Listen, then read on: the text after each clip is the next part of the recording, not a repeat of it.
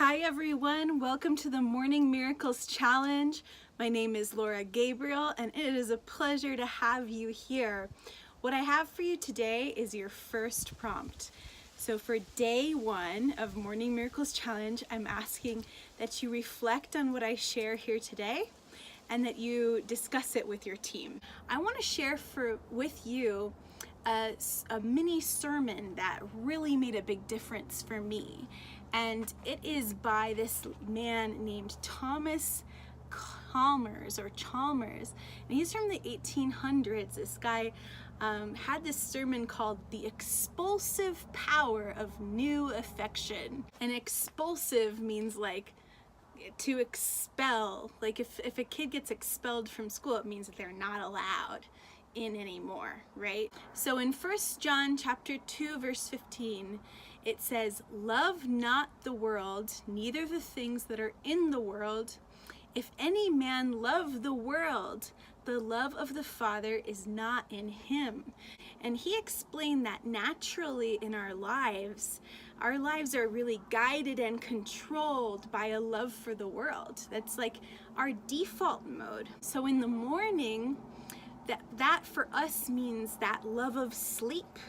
And that's just normal. It's just what society tells us to love, right?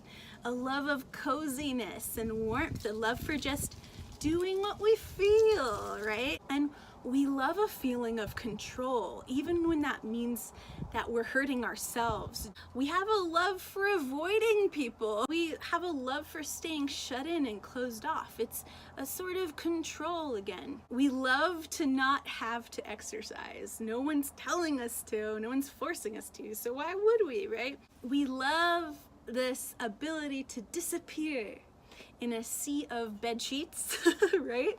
And not have to face the day. We love to procrastinate. And so all of these things combined, they're the love of the world. They're worldly loves. And they're all things that affect us in the morning time. So here's this quote from Thomas Chalmers. It says, "What can we do?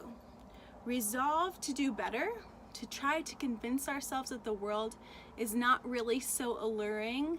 After all, no," he said, "that is altogether incompetent and ineffectual." So ineffectual means that it's not going to give you the desirable result.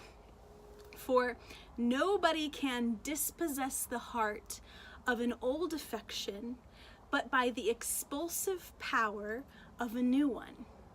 We cannot choose what we love, but always love what seems desirable to us. Thus, we will only change what we love when something proves itself to be more desirable to us than what we already love." He says, "I will then always love sin and the world until I truly sense that Christ is better."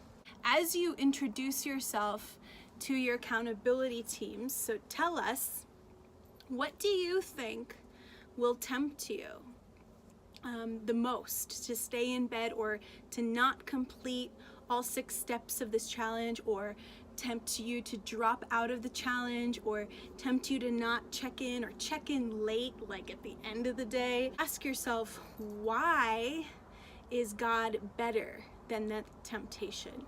Why is spending this quality time with the Lord better? Why is it worth it for you? So write it down and tell your teammates, because if you don't know your why, you're going to get lost in this challenge. So I know you watched the Getting Started video, because if you didn't, you wouldn't have said yes when you signed up. It was a required step.